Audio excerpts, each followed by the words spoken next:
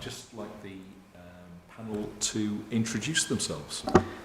Good afternoon, everyone. My name's David Longstaff. I'm a councillor from Armonbury. Thank you, Chair. Councillor Matthew McLaughlin from the Colne Valley Ward. Thank you, Chair. Councillor Lee Richards from the Newsom Ward. Councillor Will Simpson, Denberdale Ward. Councillor John Taylor, Kirkburton Ward. And I'm Councillor Andrew Cooper for the Newsom Ward, who will be chairing the meeting today. So I believe we have no apologies. Oh, we do have apologies. We have apologies from Gary Kitchen, who's the independent member of the panel, who's unable to make this meeting. Thank you. So minutes of the previous meeting. We held the meetings on the 10th of August and also the call-in meeting on the 10th of September.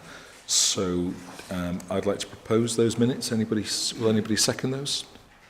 Councillor McLaughlin seconded the first one. Who'll second the second one? Councillor Taylor will second the second one. Any issues arising from those?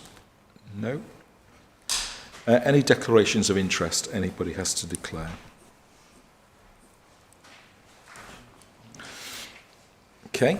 Admission of the public. I don't see any public here, but I'm sure there's quite a lot online. Any deputations or petitions? No. Yeah. No public for the public question time? No. Right, so first item, the food safety service delivery plan. So over to Leanne Perry. Good afternoon, everyone. So I'm Leanne Perry from Food Safety Group Leader, and I'm going to present the food safety plan today for 24-25 and also regarding last year's outcomes.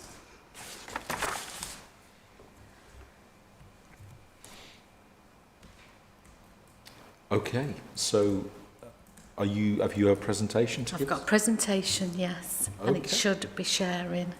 Right, okay. So we're currently on the front, the first slide.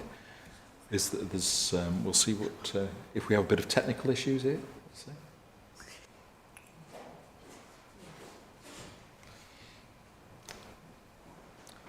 It's okay, we're in no, oh.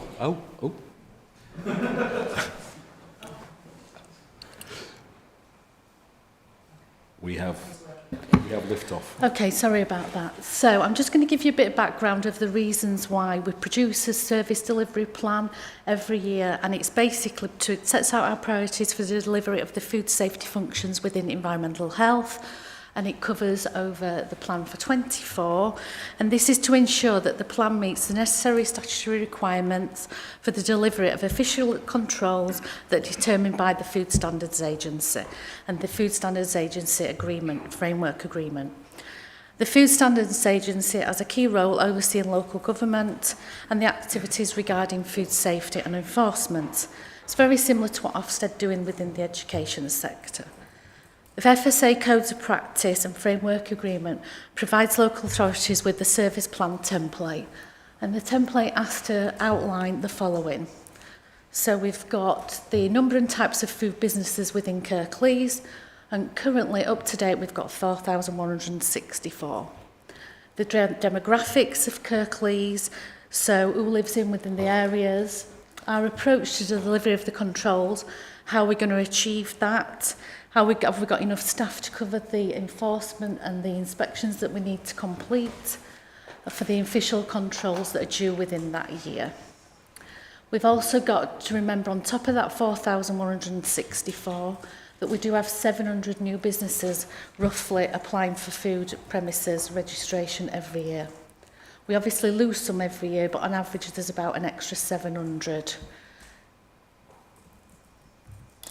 Okay, so I'm going to give you a bit of context regarding these figures.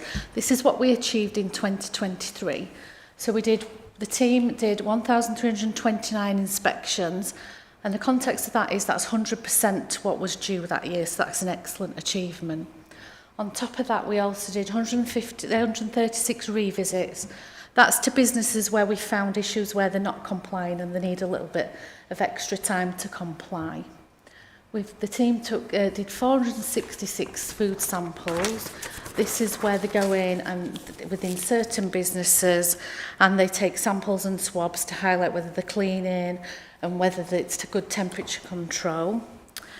We also did 85 reassessments. A reassessment is where the businesses received a food hygiene rating of less than 3, and they can apply for a reassessment where it's we charge for them and officers to come out and do a revisit, and that's on top of the routine inspections. We also did 243 low-risk interventions. That's the lower risk, like your corner shops on top of that. And we've also dealt with 490 complaints. Now, that was a 73% decrease on the previous year. I'm not sure why that is and whether people are just going online to the businesses and dealing with complaints themselves, but that's, to put that into context, that has declined. On top of all this, we've also, because of the recovery plan, we had a backlog of Category D inspections, and the FSA set as a target to do 50% of those inspections last year. We actually achieved 65%, so we're way above. So it's a good news story of last year for food safety. The other side to it is the enforcement side. So just to give you a bit of context, we have noticed that officers, following the COVID and the pandemic and the cost of living crisis, there has been some concerns with standards within businesses, and we've seen a massive impact with the cost of living crisis. Just to highlight that food inflation over the last 3 years has been at 21%. So this has, again, impacted food businesses massively. And another thing to highlight is they've mentioned to us the price of cooking oil. That's increased by 200%. So they're trying to save money and cut corners. And this is one of the things that I wanted to highlight to you, that unfortunately we do have to do enforcement within some businesses where they've got a history of poor compliance. We do try to work with them, but as you can see, this is what the outcome was for last year. We had 9 businesses where we voluntarily closed them. That's where we've identified an imminent risk to public health. We've had 6 where with hygiene emergency prohibition, that's where we've had to go to court and get an order granted.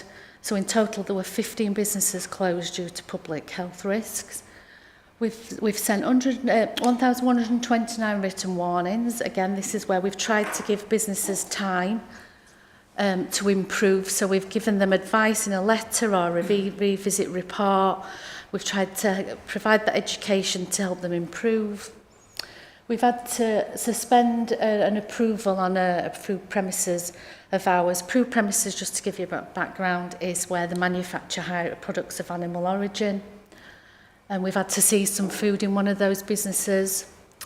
And then we've served detentions, and unfortunately we've resulted in 3 prosecutions and another 4 pending.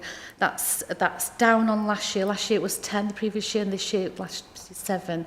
So it is dropping, and I'm going to come on to the reasons why I think prosecutions are slightly declining year on year.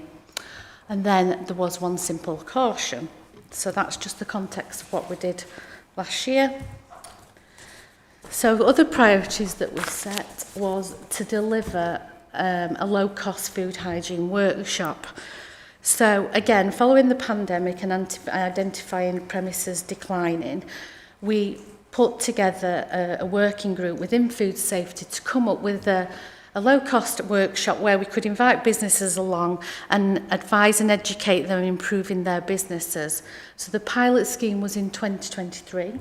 We had 15 businesses attending, and of those 15 businesses following the workshop, the outcomes were 13 of those were fully compliant on their next inspection last year.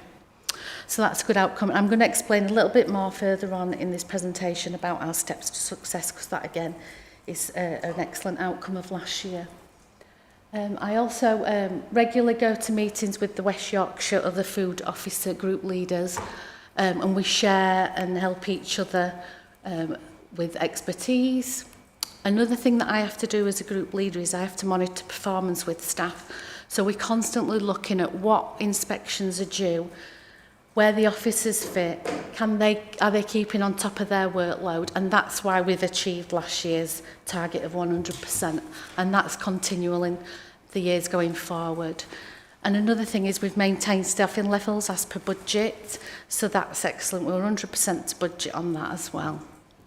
Another thing that we did last year was to help businesses with resilience was to update us online registration so that all businesses can go online now and register directly without having to come through to ourselves. We've made it as simple as we possibly can because we're finding when we were going out doing inspections there were a lot of businesses that weren't registered. So we've tried to make it as simple as we possibly can for them. So next, the priorities for this year, along with achieving our statutory compliance with the number of inspections, there's some extra bits that we want to achieve as a team. And again, we want to develop and expand the Steps to Success workshop. I've got quite a lot of information on that going forward today, but we feel like we need to look at areas where there's eye deprivation, there's high numbers of underperforming food businesses, and we want to roll out that workshop within these areas. We also want to review as comms strategy because there's a lot of people using social media.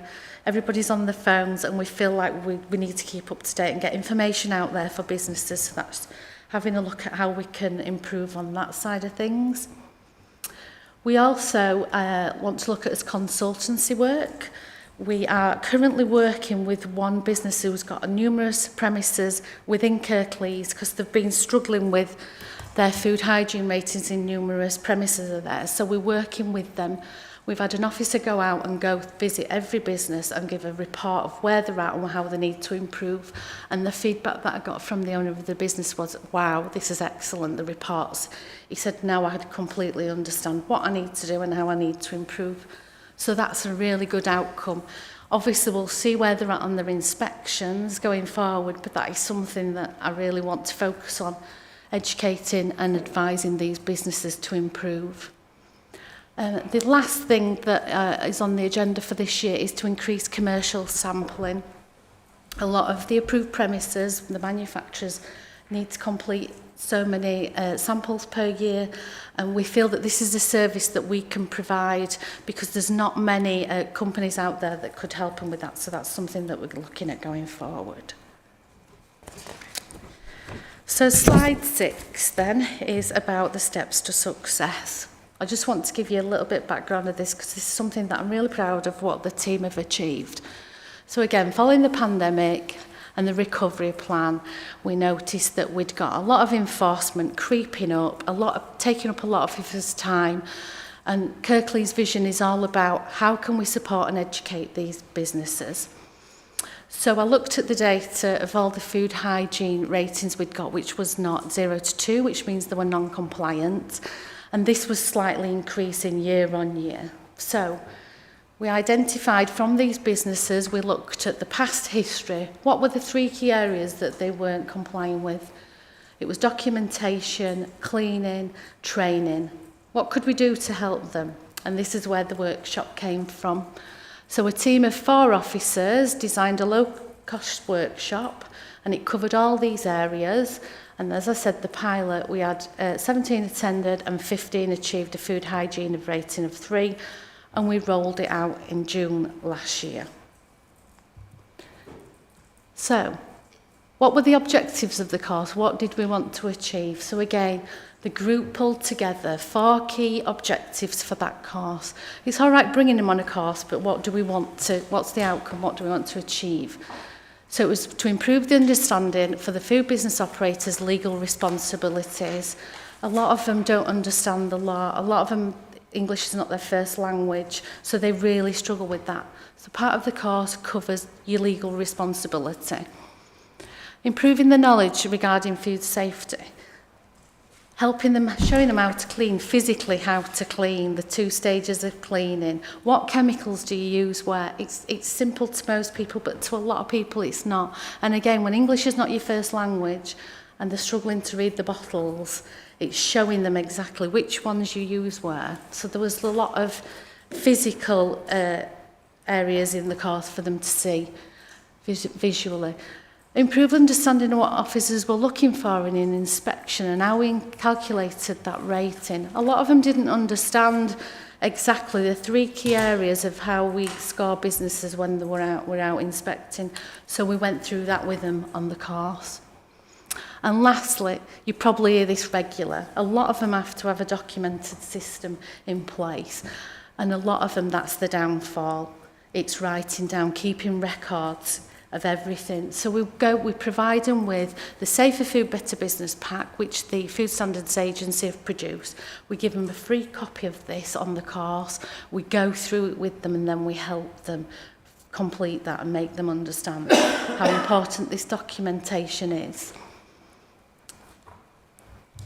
So the last 12 months then, we've facilitated 22 workshops, well, in the last 18 months, sorry, with 126 individual food business operators and staff attending. That equates to 83 food businesses within the last 18 months. 95% of those that have attended are now rated 3 or above, which means they're compliant with food legislation. This then impacts the officer's time. So while we've got these businesses above a rating of 3, it means the officers have got more time to help further businesses that are struggling, and it's a reduction of revisits and enforcement. And then we've also got the reduction in the non-compliant food businesses. So that's a really good outcome for us over the last 12 months. What I do want to show you is I've got a couple of pictures here of a business of this is before, when we've taken pictures on a visit. This is before attending Steps to Success. And then I've got the same business after Steps to Success. So they've attended the course, we've gone back and gone round the business with them to show them exactly what they needed to do. On the next inspection, this is the outcome. So I think that's a great success story for us. Finally, on top of all this, in September 23, we had a Food Standards Agency audit. It was very much like an Ofsted audit. It was a 2 days, intense 2 days with the Food Standards Agency. Myself, the 2 seniors, going through all procedures on approved premises. As I mentioned earlier, it's the manufacturers that produce products of animal origin. It was an intense 2 days, but we had an absolutely fantastic outcome. And in August 24, they signed it off and said it was closed. We'd got three recommendations that were minor for us to follow up on, and that had been implemented within 2 to 3 months. So in August this year, it's all been signed off and officially closed. So that's the end of my presentation. Have you got any questions? Okay, thank you for that. That's very informative. You're welcome. You've got an insight into that. Councillor McLaughlin. Thank you, Chair, and thank you very much for the presentation and for the work that you've done. It's very clear that this team is very active and very successful. So well done, and thank you, first of all. The questions I had are in relation to the page 55 of our packs, which is Appendix 3, the table on infectious disease data. Just as a point of clarification, firstly, the numbers in this table, do they represent inspections or cases? The cases. Okay, thank you. So in that case, there's a number on here where the numbers, it's not looking great. So we've got the, excuse the pronunciation, Legionella sommeae, is it? Sonea? Campylobacter, Salmonella and Cryptosporidium, all of those are increasing over the years, and the total number of cases is increasing over the years. So that's obviously not great news. So what are the plans to bring those numbers back down again? A lot of them are travel related on some of these that you've identified. So it is, again, it's about educating and around travel.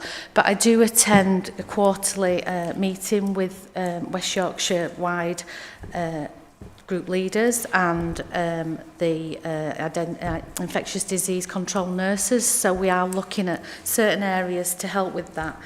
It can be like crypto, could be water, and it depends on farms and all sorts. So we do work with animal health as well, the team, to help with that. Again, it's education. So that's something that we can look at going forward. Okay, thank you. Yes, obviously that work needs to be done. And are you confident that that's? You're all right, Chair. Are you confident that that's going to be enough to help turn this tide and keep people more safe? I'm as confident as I can ever be, but some of these years are during COVID as well, so as you can see, there will increase. If you look at 21 and 22, we'd got 2 Shigella, whereas now, because people are travelling again, it's increased dramatically, so that could be an impact on those numbers. Just to clarify that, is that okay? Okay. Councillor Longstaff. Thanks, Chair. Just a couple of things. Obviously, we've all got budget constraints and the council with their financial position, but you said you got all those increases in premises. Are you asking for more staff, or?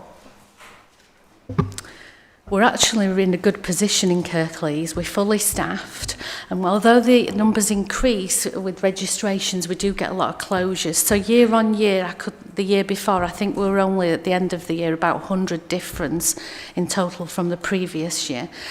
The new registrations generates a lot of new visits, but some of them can be extremely low risk, which means that they may not need an inspection for 3 years. So the impact can be slightly low overall, but I get your point. But we are fully staffed at the moment, and I don't envisage a problem going forward with staffing. If I saw your slide there, you said your FTE, but you had people not fully qualified, if I read your slide right. So have you got plans to make them fully qualified? Or? That's a good point and well picked up. So we have got 3 staff that are virtually nearly fully qualified now. So we always have a training programme in place and we stick to that training programme. So yeah, that is one thing that we are good at in Kirklees, getting people fully authorised. But it is a problem nationally, a shortage of food safety officers and environmental officers. There's not many coming through university, but we have been training in-house as growing as own. Okay, last question from me. Obviously, you said about the criminal cases. Do we have a high success rate when you go to court? I don't want to tempt fate, but we have a 100% success rate. I better tell your background. I am a magistrate, so I look forward to that. So that's down to you as well? No, conflict of interest. I'd have to not deal with the case. But back to you, Chair. Thank you. Councillor Simpson. Thank you very much, Chair. Firstly, I just want to say my experience, in my time as a councillor, my experience and observations of your team have been that you're a really high-performing team, so well done, and please do pass mine, and I'm sure the panel's thanks on to everyone at the team, because I appreciate it's not everyone that comes to these meetings. When I was in the portfolio, and I think we'd just started the recovery plan, I remember that we were exceeding expectations and milestones that the FSA had put in at that point, so I was really pleased to read that you'd continued to do that. However disappointed I am that it then shows in black and white that all of that wasn't down to me personally. I just wanted to ask about, because when I was in the portfolio as well, I remember a number of briefings where we were talking about potential commercial opportunities and trying to expand that, and the commercial elements only mentioned a couple of times in the report, and people might not have picked up on that because it's not sort of as central as a lot of what we've discussed already. So would you be able, I noticed it says you've picked up 2 commercial contracts in the report, and then I think it's in one of the actions to try and explore more of that commercial element.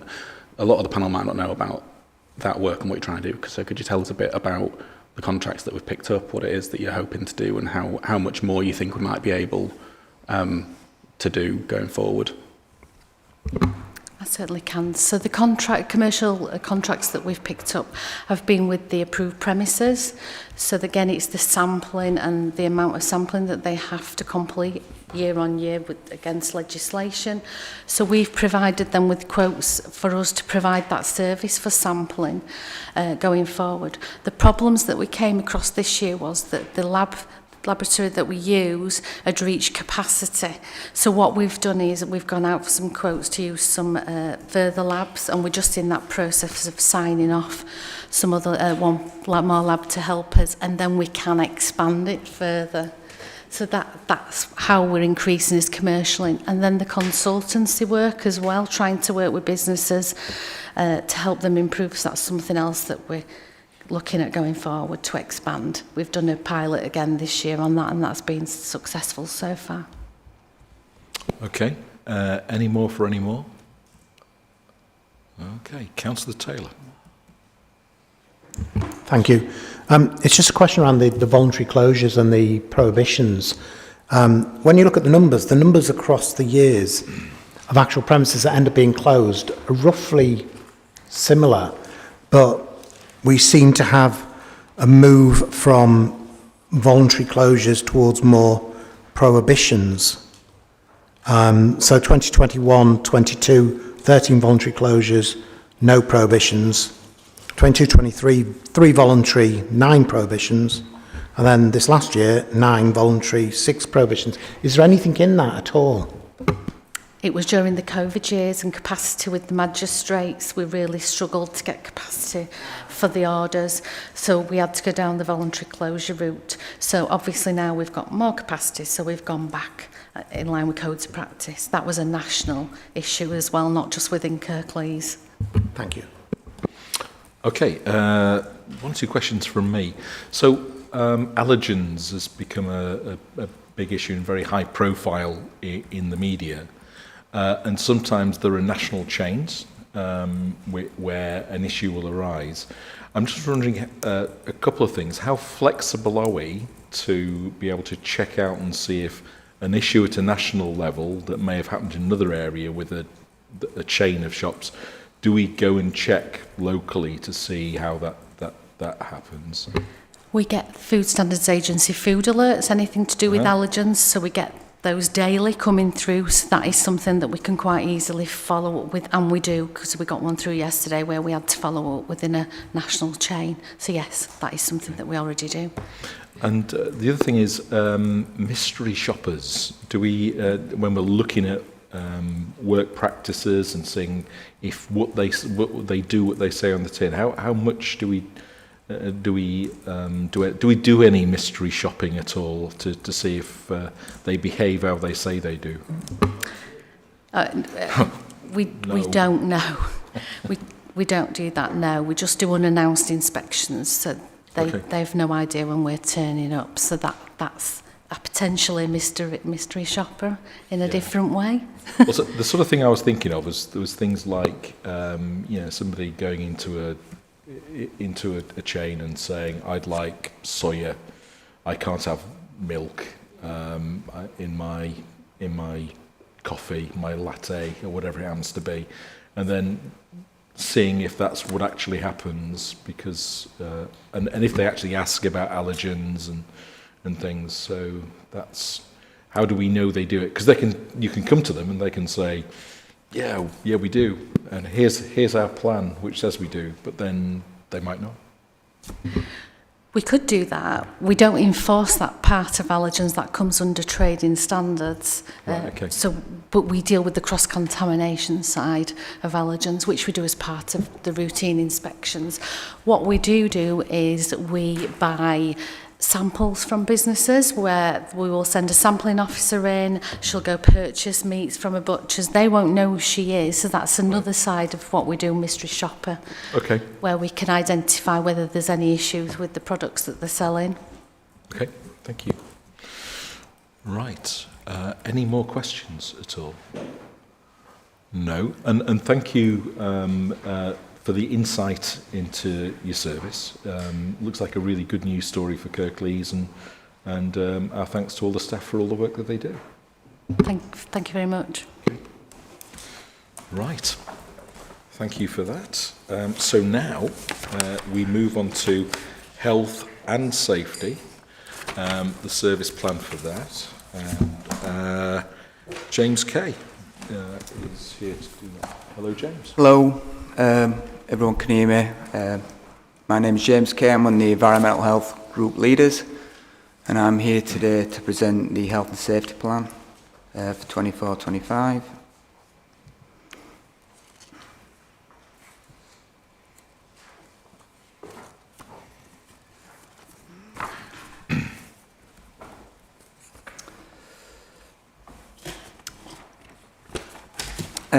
So I'm just going to do a short presentation.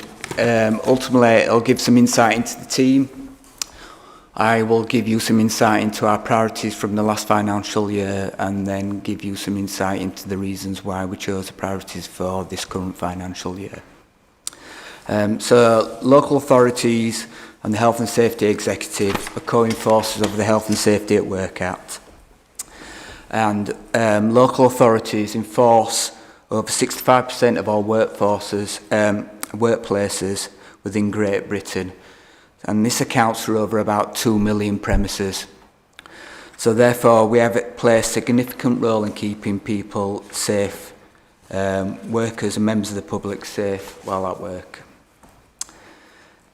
Specific legislation determines what we regulate or who regulates things within the Act, and local authorities generally oversee health and safety in the leisure, retail, office and warehouse environments.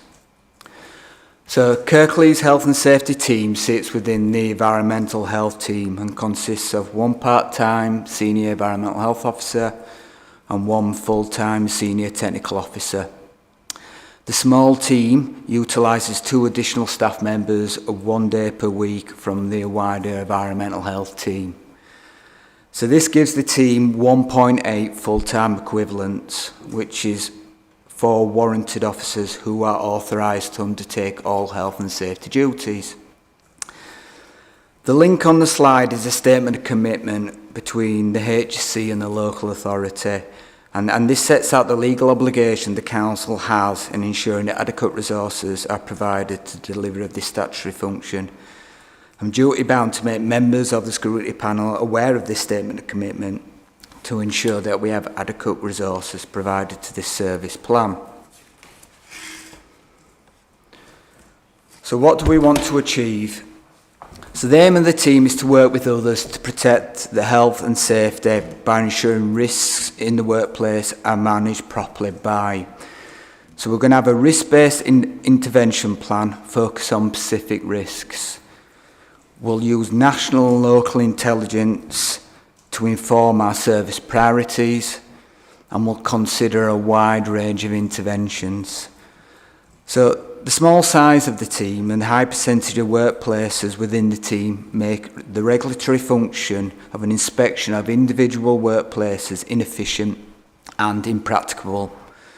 So the code enables us to use a wide range of interventions to improve our impact and reach, with proactive interventions, called them inspections, being only used on the higher risk activities or sectors. So the Health and Safety Plan seeks to focus our health and safety work for 24-25 to make best use of the resources available. It provides clarity on what we do and why we do it. The plan also provides a review of the work undertaken in the last financial year. So these are the service priorities for the previous financial year, 23-24. And they were identified through consulting the Local Authority Circular 67-2. This is a national guidance document, and it provides details of national priorities identified by the HSC, and it's used to complement priorities obtained from local intelligence. So raising awareness of work-related stress is one national priority.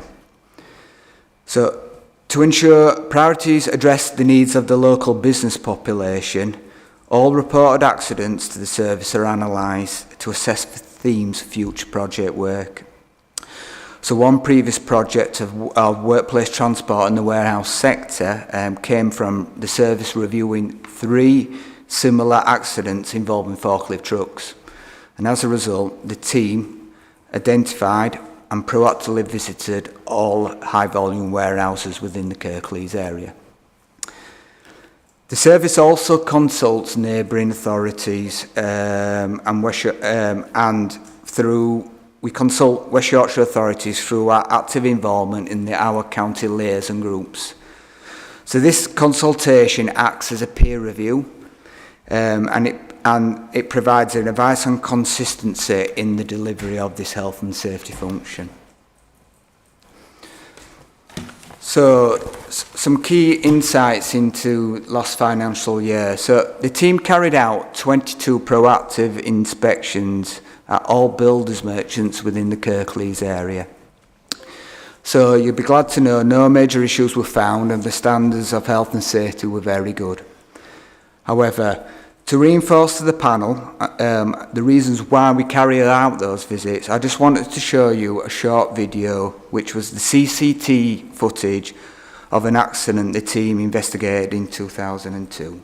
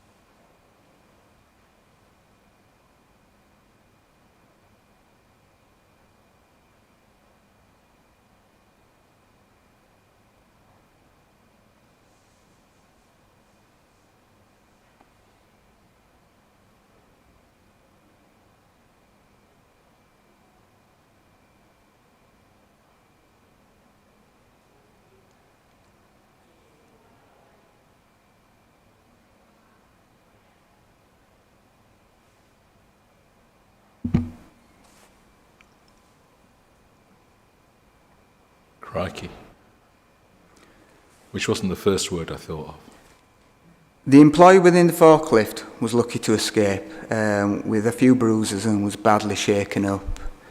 The employee seen releasing the ramp was an agency worker, and he actually clearly thought the forklift truck had finished emptying the container. Following our investigation and through working with the company, they improved the control of agency staff within their remit, and they put a safe system of work for emptying that containers. Now it's only the forklift truck that releases that ramp. The Builders Merchant project was completed, which was completed last financial year, was to look at workplace transports to prevent such a type of accident you've seen in today. So the team carried out 18 visits to residential care homes to raise awareness of work-related stress and to promote good mental health. This was a new initiative to address an unfamiliar hazard of stress and to push the comfort boundaries of the team. Reducing ill health from work-related stress is a key strategic aim of the HSE's 10-year strategy, and we plan to continue with this project into the current financial year. The team completed 74 reactive visits to address major accident or serious health and safety complaints. And one serious accident reported last financial year involved an employee falling through a fragile roof 7 metres onto a concrete floor of a local shopping centre. So the officer visited during the Christmas holidays, and he served a prohibition notice to prevent any future work on that roof. A safe system of work was developed by the company and reviewed by the team, and additional signage and anchor points were put in place to ensure that accident didn't happen again. This individual has not returned to work. He suffered a fractured heel, wrist and 2 invertebrates and is currently walking on crutches. It's unclear whether the individual will return to work and undertake the same type of work. So other risks that were brought to our attention was we had a concern over a mezzanine level within a wholesale warehouse. It didn't have a safety barrier or guardrail. The risk seemed insignificant to the business owner. And clearly, as I mentioned previously, falls from height can result in significant injury and in some circumstances death to employees or members of the public. So therefore, this type of complaint was prioritised by the team and a prohibition notice was served immediately. Following our intervention, the business owner blocked up this opening. Another significant risk brought, again on the same theme, brought to our attention by the food safety team during their food hygiene inspections of a local business, was that a door opened up to a 3-metre drop. The first photo, you can see that there is a door behind the black roller shutter door, which can clearly be accessed from the customer car park. During this inspection, the roller shutter door was open and the officer encountered this, which was a 3-metre drop onto a floor. The health and safety team prohibited the use of this door, and as a result of our intervention, and the business owner has bricked it up and the roller shutter door is permanently closed, thus reducing any further risk. So if I could just explain to the panel our priorities for 24-25. So priority 1, the service will continue to investigate all major accidents and complaints in accordance with the HC incident selection criteria, with reactive measures being our top priority. However, not all reported accidents are investigated by the team, as they do not meet the selection criteria.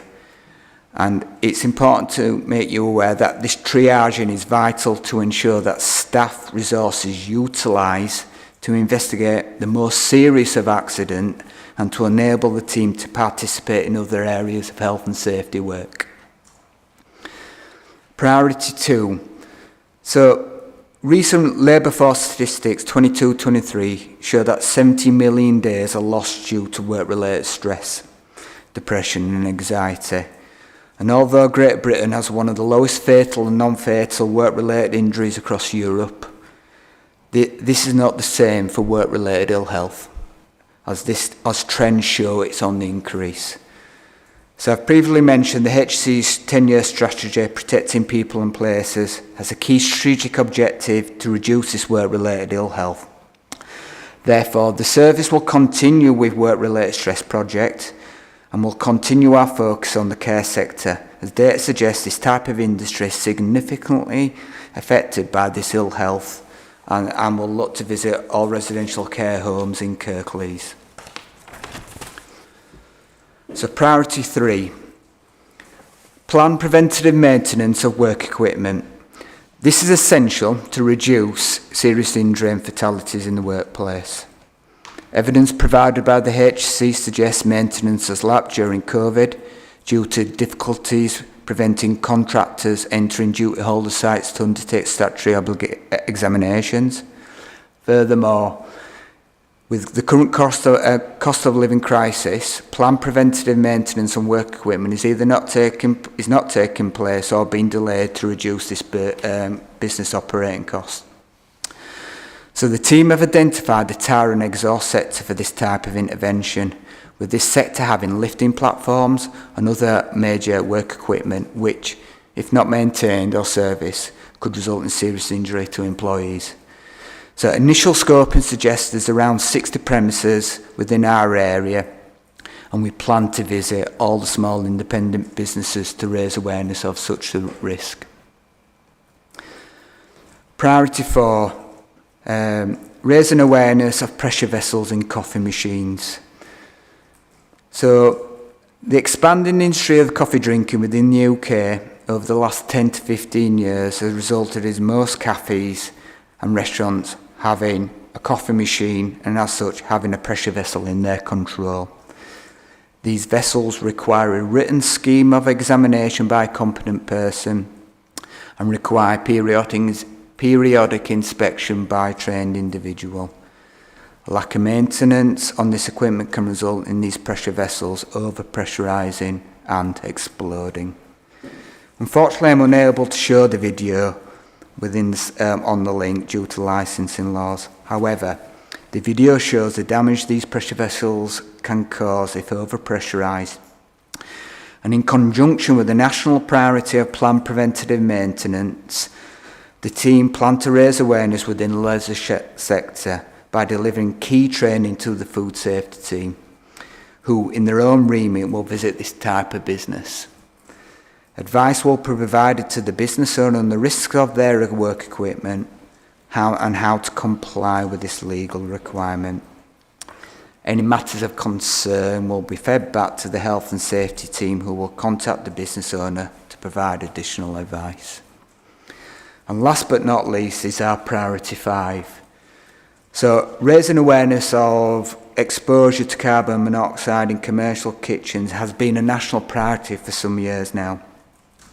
And recent close working with the industry sector, which is gas safe, has enabled the team to identify potential specific catering equipment, i.e. tandoor ovens, which could be a risk.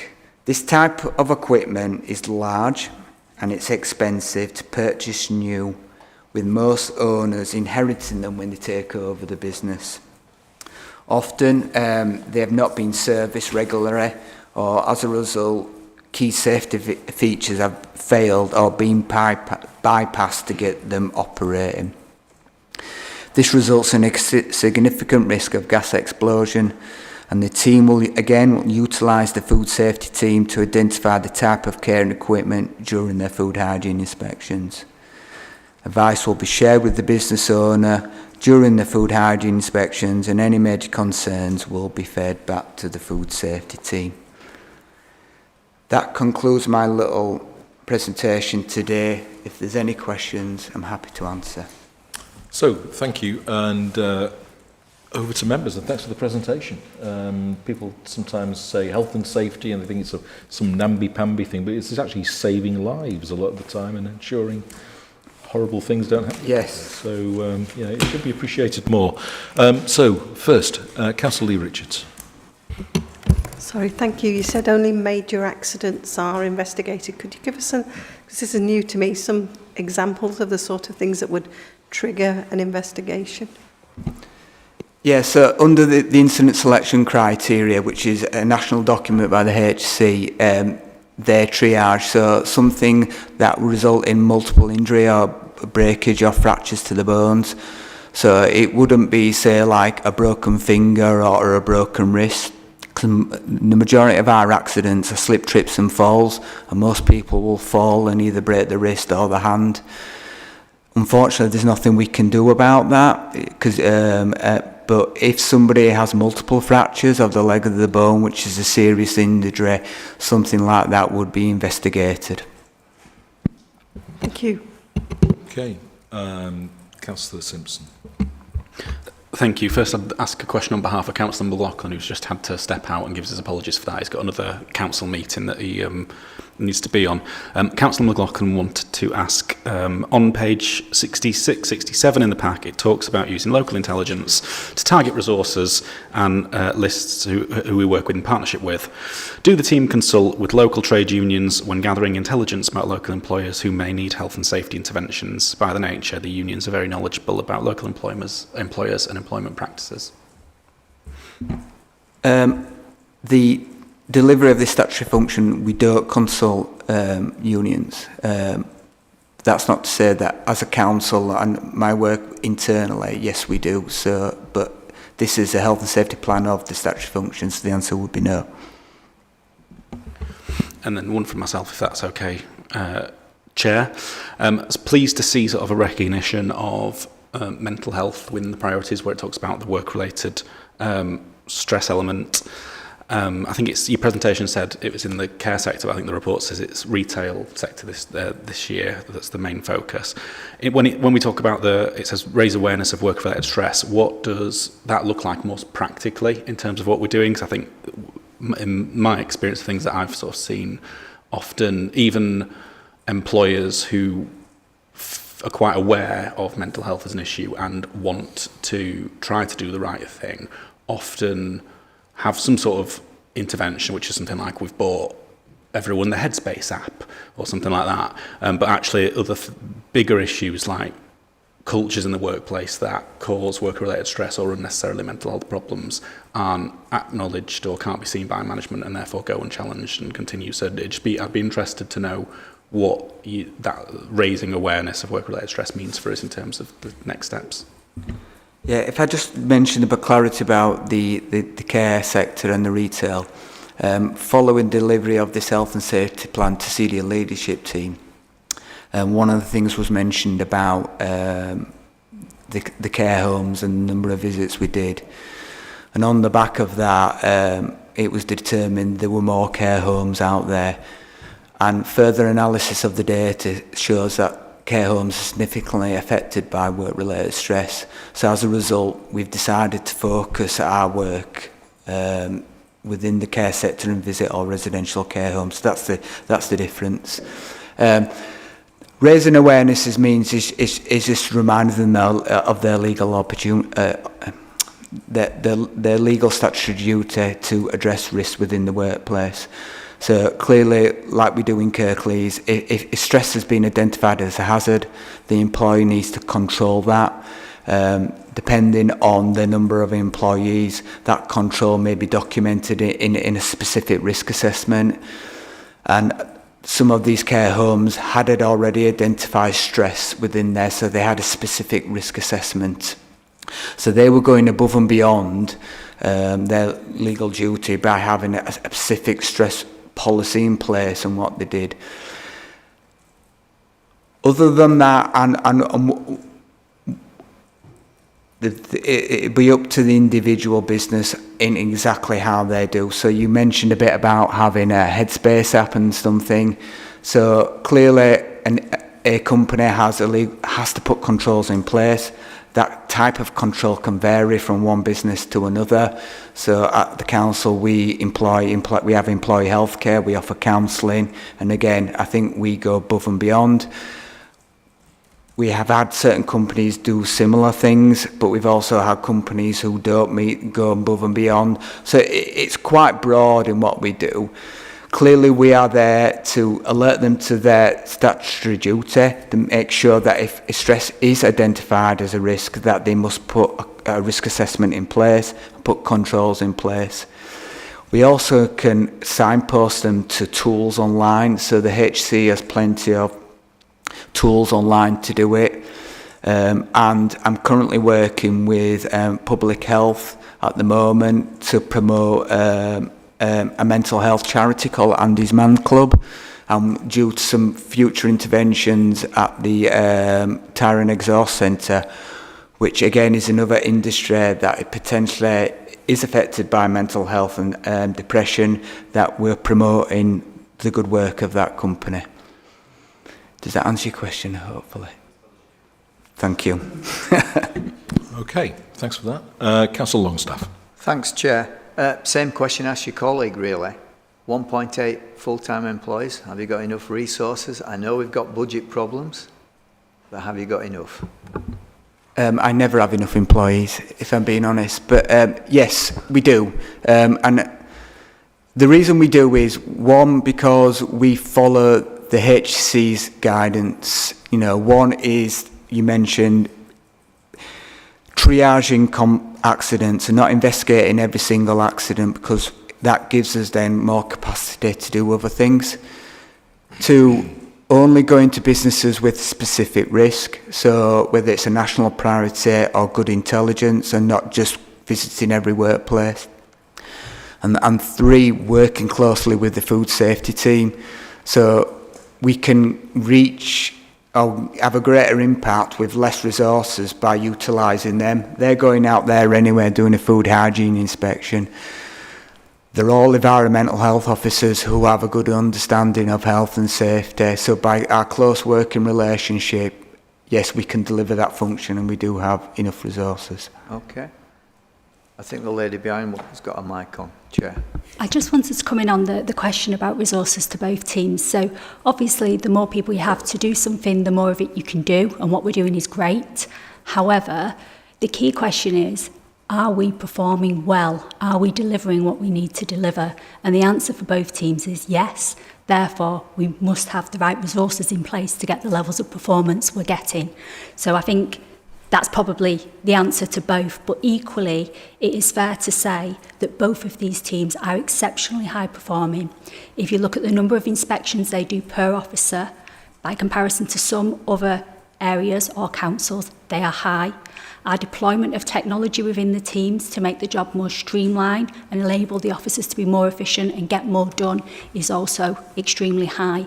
So we've got systems and processes and exceptionally talented staff that together mean we can do a lot more with our resource than maybe other people might be able to do. Okay. Can I just, it's funny you should mention that, because on your budget for the health and safety, ICT, which to me is information technology, you've got zero spend. Yeah, I don't think we need any updates in the health and safety team this year though, so there's no intended spend on that, but we have deployed technology across the team. So as Leanne was talking about, the ability for people to register online, so things that we hadn't had before, using mobile technology, things like that. So you expect that spend to go up then when required? Well, we've already done a lot of it. Done That's what I'm saying. We've done a number of things that have improved our systems and processes already.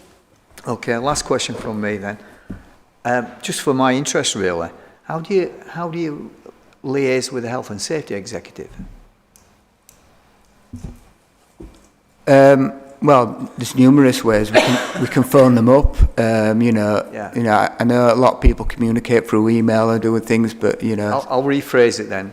What's your area, and what's the area of the health and safety executive? How do you not compete or clash? Well, that is a very good question, to be fair, and it goes to something called it's a piece of legislation which determines which sector we enforce, but even in that sometimes there's anomalies, so there has to be discussion between the two. But yes, it is a difficult area even for those who are well educated and averse to the legislation, never mind members of the public. Okay, thank you. Back to you, Chair. Thanks. Okay. Nothing? Okay, that's fine. Thank you. Councillor Suley Richards. I had one more question. On page 67, under workforce planning, it says that the longer-term delivery could be at risk should any of the existing warranted officers leave the service. I just wondered what you were doing to mitigate that risk. Thank you. I think staffing resource, Leanne mentioned it earlier, ultimately there's a small pool out there due to either individuals not undertaking the professional exams. So we are aware of it. What we've done in health and safety to address that is develop our own. So the current senior senior technical officer within the team came to us through COVID. He's an ex-teacher. He did a qualification while at work, and he's just started his career path. So what we have to do is open and broaden our requirements for the role and accept that people coming into it might not know everything. And the other way we're developing it is aware of people who are potentially retiring and trying to get that knowledge off them. And we call it something called succession planning. So the senior environmental health officer in the team who's undertaken that role is a key priority within that succession planning. And the aim is to get that knowledge out of her and cascade it down to the rest of the team. So we are aware. Thank you. Sorry, may I just add to that? I'm Judith Stones, I'm the Operational Manager in Public Protection. I oversee environmental health. We've also got BSc environmental health student as well. It's a national problem getting qualified environmental health officers or people with relevant health and safety qualifications. So it's a problem for local authorities up and down the country trying to get qualified people. We do have, if there was a health and safety officer that left the service, we have got other environmental health officers who could potentially move across to health and safety. But the issue we have both for food and safety and health and safety is the quite complex competency requirements for our officers because of the technical nature of what they're doing. They need to have a lot of background knowledge and experience to be able to undertake this regulatory work. It's not a simple matter of going in with a clipboard and ticking off a list of things. You've got to really understand processes, legislation, food safety, microbiology. It's really quite complex, and so we do have things in place. We are training people up. We would have the capacity to extend that training and experience to others who are already within the team. We do have other people we could move around environmental health, and it is something we are really aware of, and the succession planning is something we've really started to really get on with in the last year, and we're also looking at sort of extending the knowledge base across the teams so we've got greater capacity, and we're looking at something that we call the flexible officer, so that we're getting officers more experienced in all of the areas rather than just doing food or just doing the pollution and noise work or health and safety. Thank you for that very thorough response. Thank you.